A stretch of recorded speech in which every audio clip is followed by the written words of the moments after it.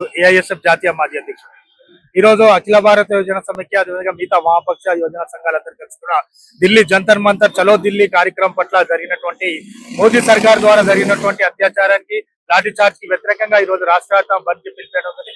దానిలో భాగంగానే మేము బంద్ కార్యక్రమాన్ని విజయవంతంగా కొనసాగిస్తున్నాం. కానీ ఈ రోజు రాష్ట్ర ప్రభుత్వం కూడా కొంత ఓవర్ యాక్షన్ చేసి మా విద్యార్థి నాయకులందరూ కూడా బంద్ చేయకుండా ముందు వస్తున్న అరెస్ట్ చేసి వాళ్ళ అక్రమ కేసులు పెట్టడం జరిగింది. దానికి మీద అఖిల భారత యువజన సమైక్యాన్ని తీవ్రంగా ఖండిస్తున్నాం.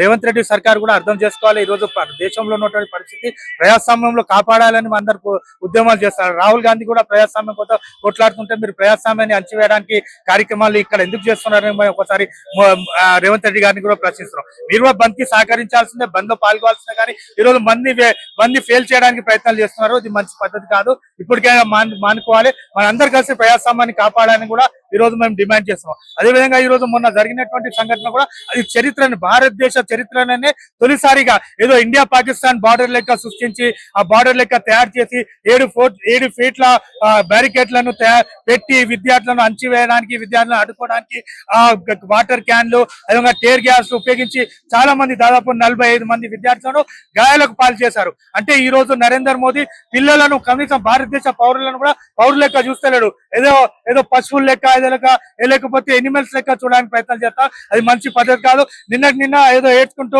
ముసలి కల్లీల లెక్క ఏదో నరేంద్ర మోదీ ఏదో వీడియో జారీ చేశారు. దాన్ని కూడా తీవ్రంగా మీరు వీడియో జారీ చేయడం కాదు నరేంద్ర మోదీ గారు, మీరు రాజీనామా చేసి క్షమాపణ చెప్పి ఎవరైతే మీ పోలీసు వాళ్ళకు, మీ గుండాలకు, ఆర్ఎస్ఎస్ గుండాలకు బలి అయ్యారు ఆ విద్యార్థుల కుటుంబాలకు క్షమాపణ చెప్పి వాళ్ళని పోయి చూడాలి, హాస్పిటల్లో సందర్శించాలి. కానీ మీరు వీడియోలు చేసి ముసలి కల్లి లెక్క నేను మీతోనే ఉన్నానని చెప్పడం కాదు. ఇంకా రెచ్చగొడుతున్నారు. మీరు విద్యార్థులకు న్యాయం చేస్తున్నారు.